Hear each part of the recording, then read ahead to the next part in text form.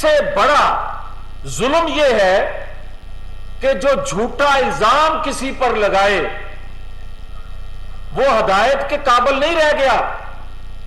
پھر جھوٹا الزام لگانے میں کل ایک بات کر رہا تھا تو مجھے لوگوں نے کہا کہ آپ اس کی ہدایت کی بات کر رہے ہو, ہدایت کی نہیں. اگر آپ یہ بات کرتے ہو کہ جس نے منصوبہ بندی کی اس کا بیڑا غرق ہو, تو جس نے جھوٹا الزام لگایا پھر اس کا بھی بیڑا غرق ہو. پھر بات یہ ہے کہ آج یہ کہتا ہے کہ جناب 4 گولیاں لگیں, 4 گولیاں ٹانگ پر لگی ہیں یا نہیں, مگر اس کے ذہن پہ 4, اس کے دماغ پر 4 زخم گولی کی طرح لگے ہیں. وہ یہ ہے کہ پاکستان کے چاروں ستون کو, اداروں کو جس طرح یہ تقسیم کرنے کی منصوبہ بندی کر رہا تھا وہ منصوبہ بندی فیل ہوئی ہے. آج یہ ہینڈلر ہے کچھ لوگوں کا, جن کا ہے, ان سے کہلواتا ہے کہ عمران خان ہماری ریڈ لائن ہے. تو پھر سنو, 22 کروڑ عوام کی ریڈ لائن ریاست ہے, پاکستان کی خودداری ہے, پاکستان کی اندر جو بسنے والے لوگ ہیں ان کی غیرت ہے, ان کا دین ہے, ان کی روایات ہیں, ان کا آئین ہے, ان کا قانون ہے. جو تم عبور کرو گے تو کسی طور برداشت نہیں کریں گے. مگر جو یہ تو کہتا ہے کہ جناب میں ایجنسیوں کے اندر اور فوج کے اندر میرے روابط ہیں, یہ سوچنے والی بات ہے, دیکھا جانا چاہیے. یہ بات اس طرح نظر انداز کرنے والی نہیں ہے کہ اگر آج بھی کوئی اس کو لائن دے رہا ہے تو پھر ریاست سے کھیل رہا ہے. اس کا اصل چہرہ باہر آ چکا. اور میں یہ کہوں گا کہ ثاقب نثار ہو یا جسٹس شوکت عزیز ہوں, ایک کنارہ وہ ہے, ایک انتہا وہ ہے. جسٹس شوکت صدیقی انصاف کے لیے کھڑا ہوتے ہیں تو ان کے بچوں کو اغوا تک کی دھمکیاں ملیں, جو سلوک ان کے ساتھ ہوا ان کو انصاف آج تک نہیں ملا. مگر جس ثاقب نثار نے انصاف کو یا انصاف دینے والے اداروں پر جو لوگوں کا عدم اعتماد ہوا, اس کے فیصلوں کی وجہ سے آج تک وہ آزاد پھر رہا ہے.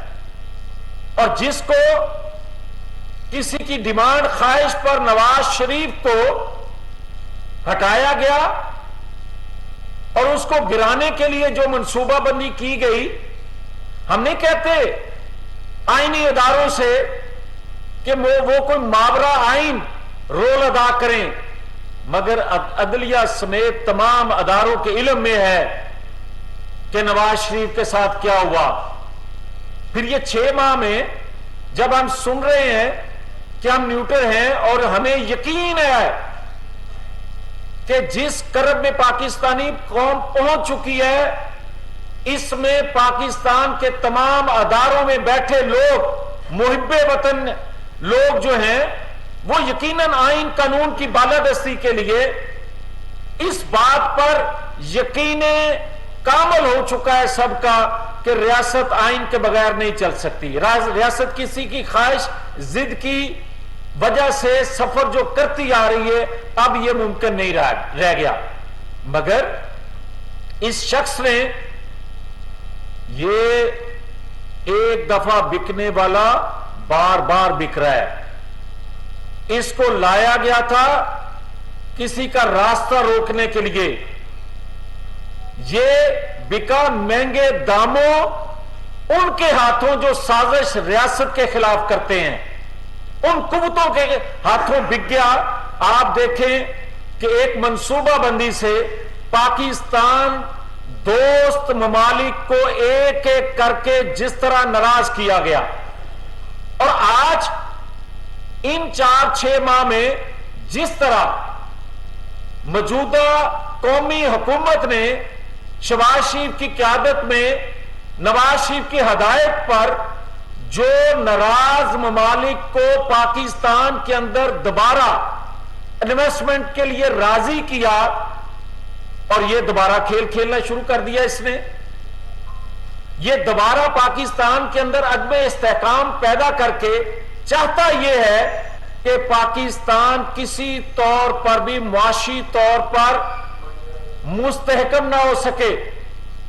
اور اگر یہ اس کا وتیرہ اور یہ چال چلن قوم برداشت کیا محب وطن کوئی شخص کر سکتا ہے؟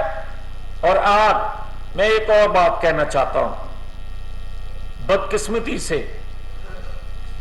یہ جو رانا ثناء اللہ کو بار بار للکارتے ہیں اور اسلحہ لہرا کر